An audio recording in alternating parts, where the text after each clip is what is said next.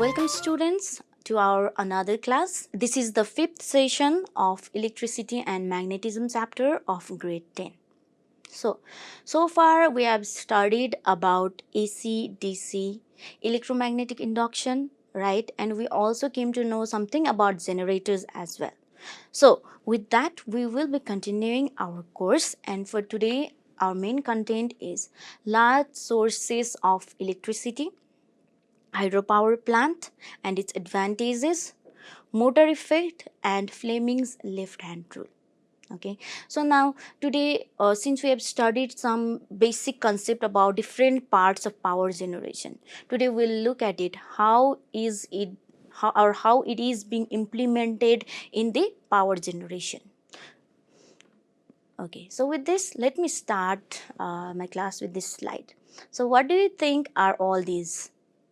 I'll give you some time to visualize it, and you can guess what all these are. What are the common bases of all these images? Yes, so all these are the sources of electricity. Here you can see solar energy, wind energy, geothermal energy, hydrogen energy, tidal energy, wave energy, hydroelectricity, nuclear power plants and biomass energy. So generally all these are the sources of electricity. We will not be studying about all of them. We will be basically focusing on three sources of energy. Among that also we'll be focusing on one particular, but before that we can still compare some few different sources of energy. Let's start it. Hydroelectric power. I think you are familiar with this term, right? So we are hearing a lot about like hydroelectric power or power project in Nepal and all. So what is this project about, or how is electricity being generated in hydroelectric power plant? So it simply uses the potential energy of water stored in dams to turn the turbines, generating electricity. It is renewable, clean and sustainable, but it depends on water availability. So this is the basic concept about hydroelectric power. Similarly, let's look at solar power. We know that in solar panels there are PV cells, photovoltaic cells. What does these cells do? They convert the sunlight which falls on the photovoltaic cells directly into electricity, right? So they are also renewable, since we get solar energy very instantly, and they are also clean, but they are affected by weather condition and requires large area. So in case of winter, if there is less sunlight, what happens? The solar power also decreases. Another one is wind power. In this, the turbines are being rotated by the wind power, and it is also a clean and renewable source of energy. However, it requires high wind speeds, and this can also impact the wildlife. And about nuclear power, nuclear fission is also used to generate the heat, which in turn produces steam to turn the turbines. And again, this mechanical energy is converted into electrical energy. So in case of nuclear power plants, heavy elements like uraniums are used. In case of Nepal, there are no nuclear plants so far. Although it's efficient, but has concerns about radioactive waste and nuclear accidents, which can be very harmful to the surrounding areas as well. So with this, these are some basic and simple concepts about all these sources. However, in our class, we'll be studying about hydroelectric power mainly, and some basic concept about thermal power plant and wind power plant. Okay, so now let's begin with hydroelectric power. So this is the working model of hydroelectric power. We know that in case of Nepal, there are lots of water resources, right? So I think you have felt that during rainy season, they say that electricity is less, but in dry season what happens? We face lack of electricity sometimes, like load shedding and all, right? So now let's see how it is dependent on water resources. Okay, so firstly, here we are going to show the model using reservoir. However, in some cases the hydroelectric power plants are being worked on the natural flow of rivers as well. but we won't be focusing that right now. Okay, so now here you can see there is a reservoir, right? So this reservoir, the main function of this reservoir is to store water at a huge amount. Okay, so now what happens here, you can see the screen, and here is a dam being made. So this screen, the function of this screen is to prevent like birds or let's say even aquatic animals to go inside the penstock. What is the penstock? It is simply a tube from which, or let's say it is simply a small tube which helps the water to flow from the reservoir to the turbine. Now let's see how it works. Once this water flows from the penstock, it goes to the turbine. So this turbine starts to rotate. You can see the armature of the turbine is being connected to the generator, and in our previous class we have studied how a generator works, right? So generator, basically a generator, when a conductor is placed in magnetic field lines along with the motion, what happens, it starts to change the magnetic flux, or let's say the magnetic flux begins to change when it enters the conductor, which results in inducing the current in that conductor. So that is what happening, that is what it's happening right here. The reservoir, it is been stored in some height, you can see this, and the water flows from the penstock. It should be clean so that no aquatic animals are harmed, or let's say the flow is smooth. Then this force, the force of this water helps to rotate the turbine. Now how, where does this energy come from? We know the reservoirs are kept at a certain height. So we also know when we talk about energy, when something is placed against gravity about some amount of height, their potential energy is being stored, or let's say gravitational potential energy is being stored. So when water is being stored in a reservoir, this gravitational potential is being stored, and when it flows, this energy forces itself to rotate the turbine. Now again, this turbine is connected with the armature towards the generator, and when it rotates, it is directly linked to generator, which in turn produces electromagnetic force or voltage with the help of this kinetic energy right here in the powerhouse.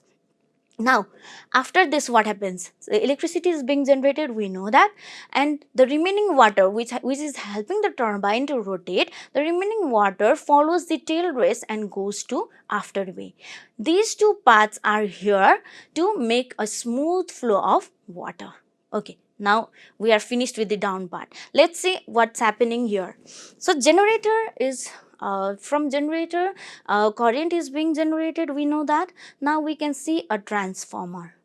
We have not come in account with transformer yet, but we have it in our syllabus, which will be doing it on our upcoming or next class. Okay, so basically what is the function of transformer? We can see that transformer is in every power station. What does it do? It increases the produced voltage with the help of secondary coil, or by increasing the number of turns in the secondary coil. You will understand the terms later in our next class. So the main function, let's say, is transformer is to increase or decrease the voltage to its required, or whatever you need, you can increase or decrease the voltage by using a simple transformer. In this case we basically increase the voltage that has been produced from this generator, and from transmission lines it will be sent to different it will be sent to house and all from here. Okay, so what is happening here?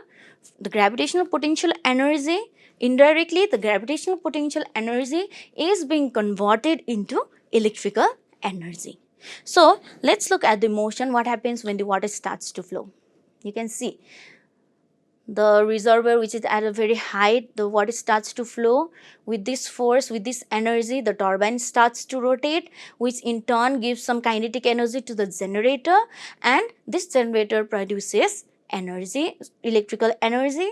And here you can see the transformer which increases or decreases the induced voltage, and electricity is being passed on to the power lines. Okay, so again we talked about generator. So generator basically works on the principle of electromagnetic induction. Let's once recall about generator. What exactly is a generator? It is a device that converts mechanical energy into electrical energy, and it also uses the principle of electromagnetic induction. It works by rotating a coil within a magnetic field which induces an electric current, as we just visualized it in our earlier topic. So, let's further learn with this information, let's further learn more about hydroelectric power.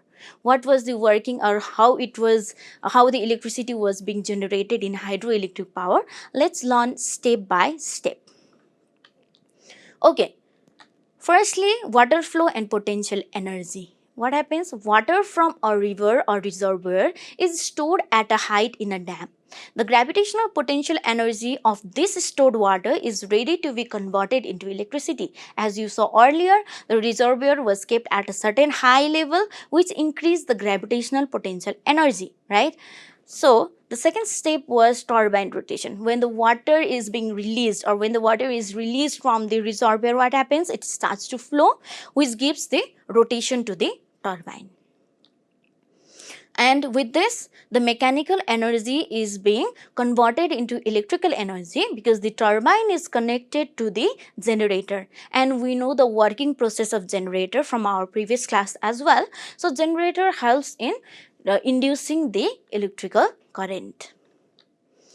So whatever amount of voltage we need for the power output, we will use some kind of transformer and pass on the magnitude or certain voltage of electricity according to the requirement by using suitable transformers.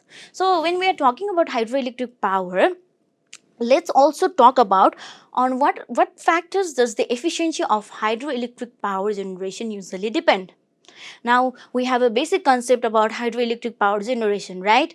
There is a reservoir which is been held up in a certain, or which is been made up in a certain height from the ground level, and the flow of the water causes it to rotate the turbine. The turbine again is connected to the generator, and the generator produces the voltage which is further divided to the transmission lines using suitable transformers. Now, let's see what factors are going to affect its efficiency.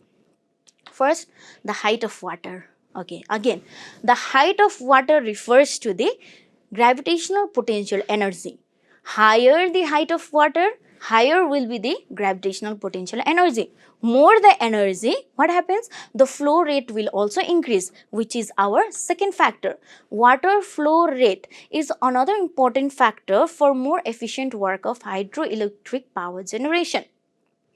If you increase the height of the water, what happens? More gravitational potential energy is being stored. Once it is being released, the flow rate will also increase. With this, what happens? The turbine and generator will be rotated, producing efficiently electricity from this power plant.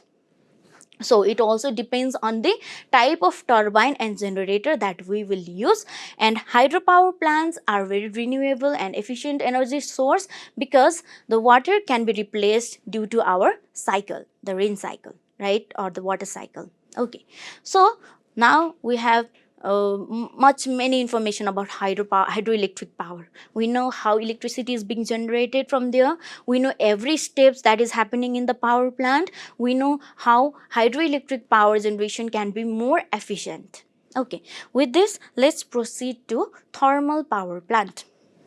Okay, the image seems to be quite complex and all, right, but you don't have to worry. I'll explain it to you one by one.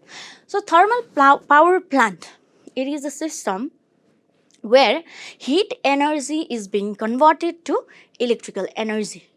Okay, so if you compare, if you talk about hydropower plant, what was there? Mechanical energy was being converted to electrical energy, whereas in this case, heat energy is being converted to electrical energy. So you do not need much detail about thermal power plant for your syllabus. However, you can know the basic concepts by looking at this picture. So here in the stack, there are fuels. Basically, it might be natural gas or coals. In this case, let's say it is coal. Okay, so the coals are crushed and then sent to the boiler. In the boiler, these crushed coals are being heated. Now we are trying to generate heat energy. In this case, thermal power plant, we need steam to rotate the turbine. Now where can we get steam? You can see a feed water pump, right? It feeds water inside this boiler in this sort of pipe. I think you have seen coils like this in your home. I think you use electric rod sometimes to heat water, right? So the shape is kind of similar to that electric rod. So but it is a pipe in this case, okay, it is not exactly a rod. Here the water can pass, enter, and then what happens here? Here the feed water pump helps the water to enter this system. Now, since in the boiler the coal is being heated, due to its heat, the water inside these small tubes are also heated. Again, a very high heater is being used in this red portion, and what happens? The water is converted into steam. Due to the high heat, what happens? The steam becomes of very high temperature and very high pressure. Now, with this high temperature and high pressure, this steam goes towards the turbine part. Now, since it has very high pressure, the pressure forces the turbines to rotate at a certain speed. And again, this turbine is being connected with the electric generator. And again, we know the working of generator. It gives the induced current, right? So now, since the turbine is connected to generator, it produces some sort of mechanical energy or kinetic energy, which is then converted into electrical energy and sent to the powerhouse. Okay, you know up to this portion. Here we heated the pieces of coals, right? The feed water pump gave us water inside this system and it was being heated, and superheater again heated the water at a very high temperature, which made the steam of high temperature and high pressure, due to which this high temperature and high pressure steam pushes the turbine and causes it to rotate. Since it is being connected to the electric generator, again the electric generator converts the kinetic energy into the electrical energy. Now what is happening at this side? Here you can see the term condenser. We know the process of condensing, right? What happens? The water vapor comes back in form of the liquid. Now, since here the steam is let's say the steam is causing the turbine to rotate. Now, this steam falls inside the condenser. With the name, you know that this condenser is here to cool the water. Now, when it condenses, water of high temperature than this but less temperature than the steam goes inside the condenser. Then this condenser becomes warm water, which then reaches the cooling tower. In this cooling tower, this warm water is further cooled down and then it is again sent from this pump to the feed water pump. So you can see the cycle here. First in the boiler, coil was heated, right? So which further heated the water which was sent from the feed water pump, and then a very high pressure and high temperature steam was generated, which caused the turbine to rotate. And this turbine further gave kinetic energy, or let's say since it was connected, it gave kinetic energy to generator, which in turn converted the kinetic energy into electrical energy. And in this part, the steam which forced the turbine to rotate, this steam falls inside the condenser and becomes warm water, which passes from this way, and in the cooling tower, from the cooling process, it is being cooled and the cooled water is again sent inside this boiler. So this cycle is the working of thermal power plant. So, thermal power plant, although not in context of Nepal, in context of whole world, it is the mostly used source of energy, or let's say it is the mostly used source for generating electricity.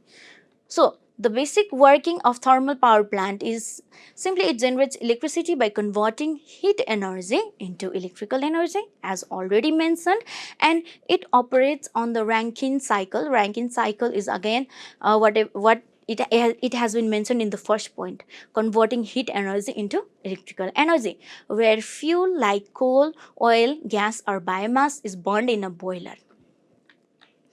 and the steam drives turbine which is connected to a generator, and it converts mechanical energy into electricity. So this was the basic working of thermal power plant. So let's again compare, or let's say, on what factors does the efficiency of a thermal power plant depend? Firstly, the fuel type. Here we talked about coal as a fuel, but if we use natural gases as fuel, it will be more efficient. Second, the turbine technology. Again, it depends on the structure of the turbine and the working of the turbine that causes the rotation, or let's say the kinetic energy sent to the generator.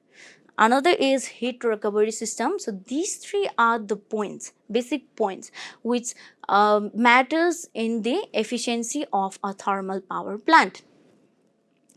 So overall, despite it is a major source of electricity, it has environmental concerns because due to carbon emissions and fuel consumptions. So since coal is a fossil fuel, we know it takes millions of years to form fossil fuels, right? So it is a major source all over the world, but it has lots of environmental disputes or concerns because it creates air pollution as well. Okay, so now we know about two power plants. Now let's make ourselves familiar with another one very briefly. Let's talk about wind power plant. Okay, so uh, um, okay, so now let's talk about wind power plant. Unlike the other two that we just briefed a bit more, this is a quite simple process. So you can see this sort of fans, or let's say the turbines, or sometimes you can see it in some power plants. If you have been into some wind power plants, you might have seen this sort of fan.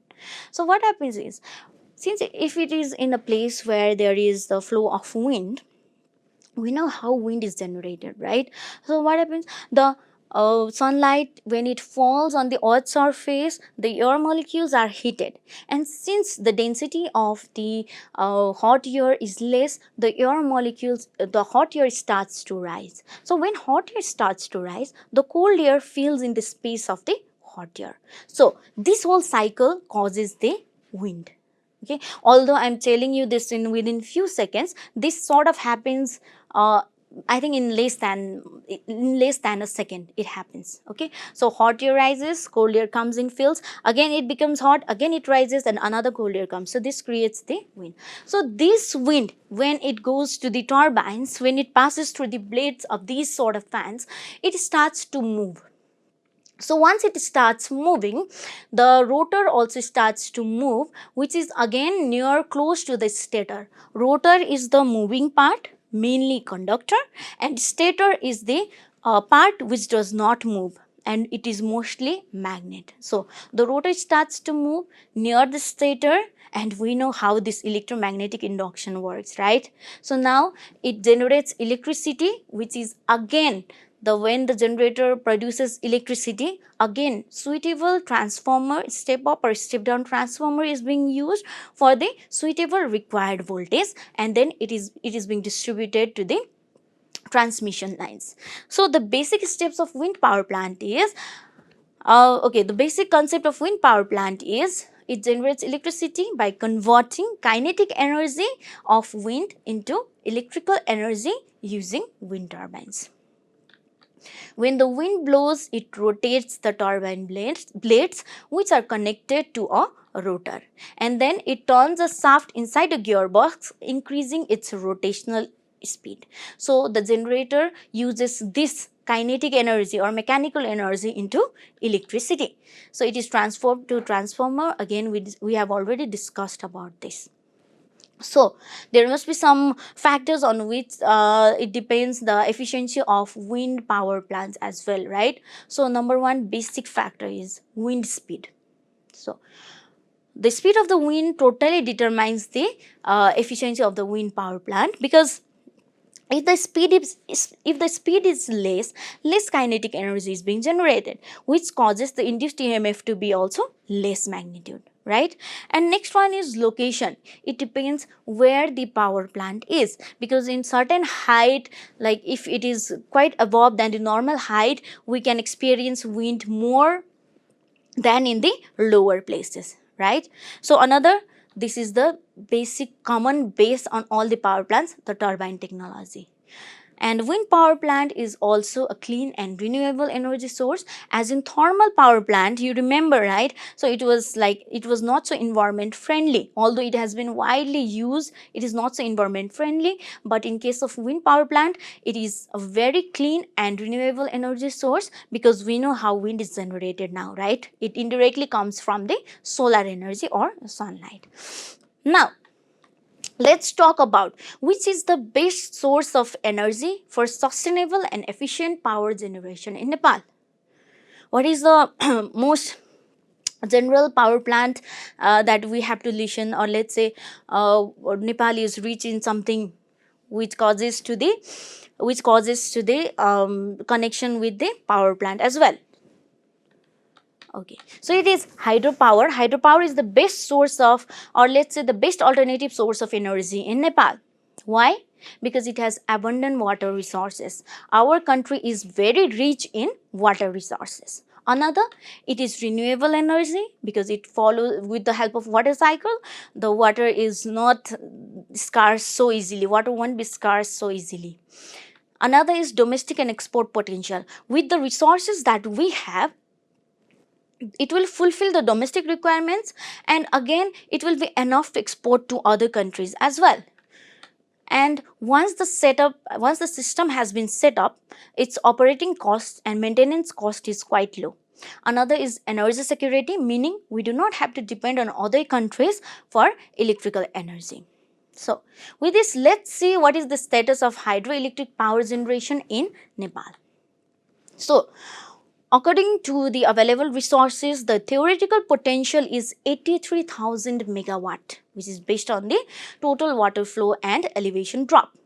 And technically, if we talk about the feasibility, 66,000 megawatt is the estimated capacity that can be generated with the available technology. And if we talk about economically, it is 42,000 megawatt. However, currently only almost 3200 megawatt has been installed as of February 2025. So by 10 years, or let's say the target by 2035, it is 28,500 megawatt if the government goes according to the action plan. So you can see the theoretical potential is quite high, but it is not being generated due to some reasons maybe. So this is the status of hydroelectric power generation in Nepal. So now we know how generators are being used in the power plants as well. I think now you have basic concept about the power generation idea, right? Now let's just leave everything aside and let's go to the next slide. So what is happening here? Okay, I know you are familiar with these two.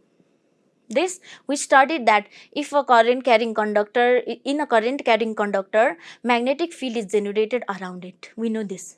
And just we also studied that if the magnetic flux changes near a conductor, electricity is being generated. Now what exactly is this? We can see there is there is source we can see, but our output is motion right here.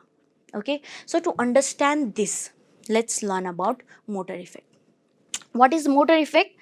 It refers to the phenomenon where a current carrying conductor experiences a force when placed in a magnetic field. Okay, so we talked about generation of magnetic field, we talked about generation of, or let's say the induced EMF. Now we are talking about the generation of motion. Now motion is being generated. Now the forces act on conductor which causes it to move. Now when a current carrying conductor is placed somewhere, or let's say in a random space, what happens? The current carrying conductor exerts some sort of force, magnetic force. Now when it is placed in the magnetic field also has some force of itself. So these two forces acts on the conductor, causing it to move. So if you want to visualize, you can see this type. You can see here is the magnet, this is the source, and if it is connected, what happens? It starts to rotate. You can see the motion. Let's look at a very small demonstration of motor effect right here. Okay, here For the demonstration, we have a battery. Here I have connected the copper wire in the positive and negative terminal.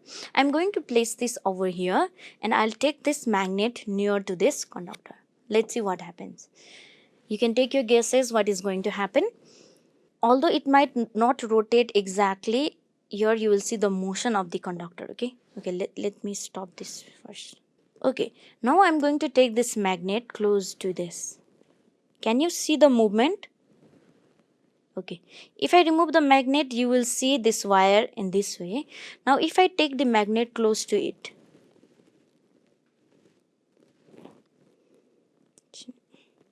can you see the motion of the wire right here? So this means in presence of current in electric conductor, or let's say when a conductor which is carrying current is placed near a magnetic field, the forces, what happens, the forces causes the conductor to rotate or come into motion. We can see this in an actual motor as well. So I think you have seen this, right?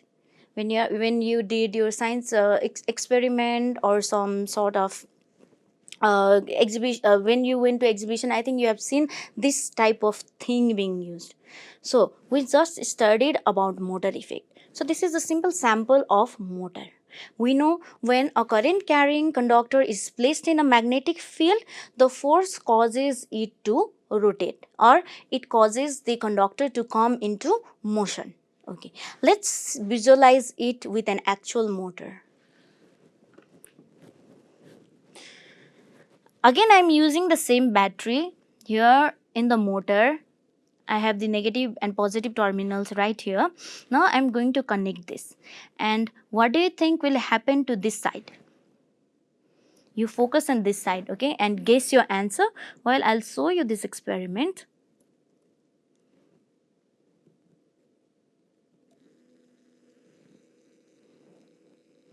Can you see this part is being moved?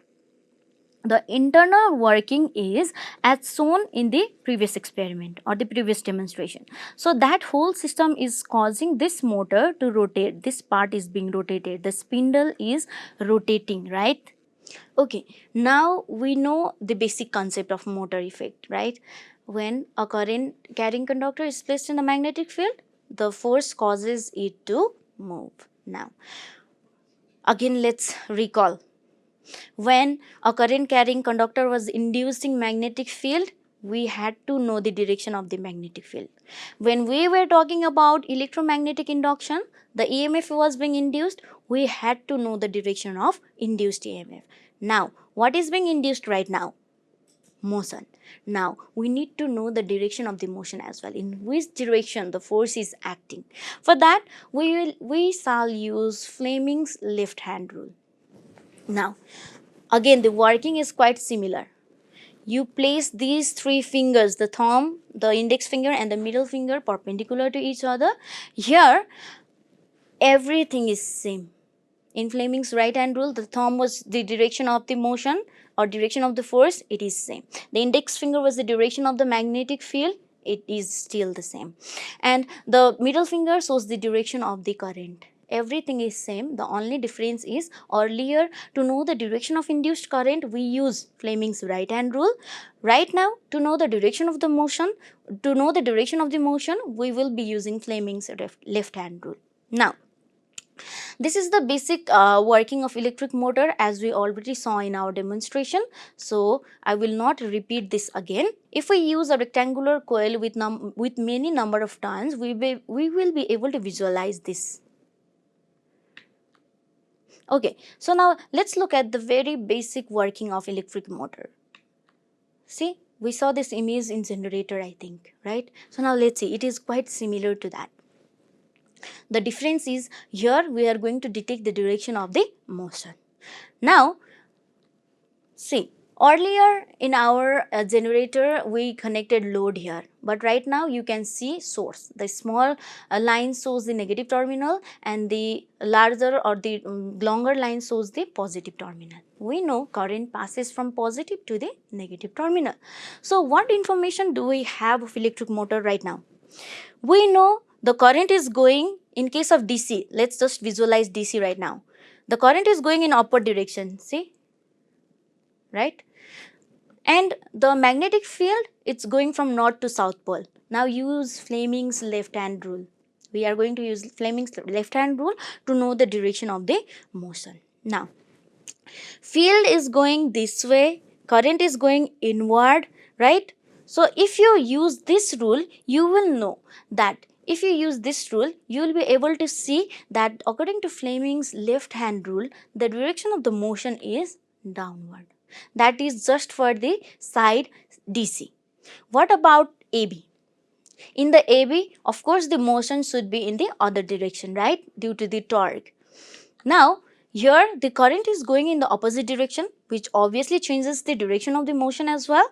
And the field, it is still the same. Again, use the Fleming's left hand rule. You will see that the direction of the motion is upward. Now, this causes, now see, earlier in generator, we rotated it, right? Here, you don't have to rotate it. It itself rotate. How? If you place this current carrying conductor in the magnetic field, it starts to rotate. Since the motion of the DC is downward and AV is upward, the rotation is in clockwise direction, which is similar to this. Now, electric motor, they have been utilized in many cases. Mostly, the basic concept of electric motor, or let's say motor effect, is it converts electrical energy into mechanical energy. Okay, so here are some basic applications of electric motor in our daily life. Here you can see washing machine, a blender and fan. If you think about it right now, you can see that we use all these equipments, we use them as in kinetic energy form, or we use the motion part, which we do not use the electrical part directly. Like in case of bulb, we need the light energy, right? Here we need motion. So electric motors, the concept of electric motors, or let's say electric motors, are used in these equipments from which we can use the kinetic energy, which has been converted from the electrical energy. So today we came to know about some basic power plants, and most importantly we focused on the hydroelectric power plant in context of Nepal. And we learned about motor effect, electric motor. We saw a simple demonstration as well. With this, let's try to solve this multiple choice question. Now, a student is working on a small DC motor based electric car for a science project. While testing, they noticed that the motor does not rotate continuously but instead jerks slightly and stops. Based on your understanding of DC motors, what could be the possible issue? Okay, if you look back at the working of electric motor, you can see we were talking about DC motor because we used commutators there. Right? Why did we use commutator? So that the motion is continuous, so that the rotation is continuous. So with that information, which one do you think is the correct answer?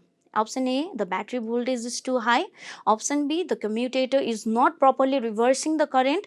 Option C, the armature coil is perfectly balanced. And option D, no current is flowing through the armature. You can see, instead of rotating, it is jerking slightly and stopping.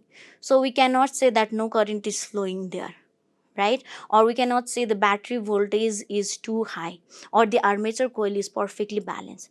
So which one is the correct answer here? Option number B. The commutator is not properly reversing the current. If the commutator reverses the current properly, the rotation is continuous. There is no problem in the rotation, and we can see that this student has some problem in the rotation. Okay, so this is the last question for today. Explain the role of a commutator in a DC motor and describe what will happen if it malfunctions. Support your explanation with a diagram and mathematical justification using Fleming's left-hand rule. Try to do this question with our today's session. So we shall continue our chapter in next classes. Study well. Thank you.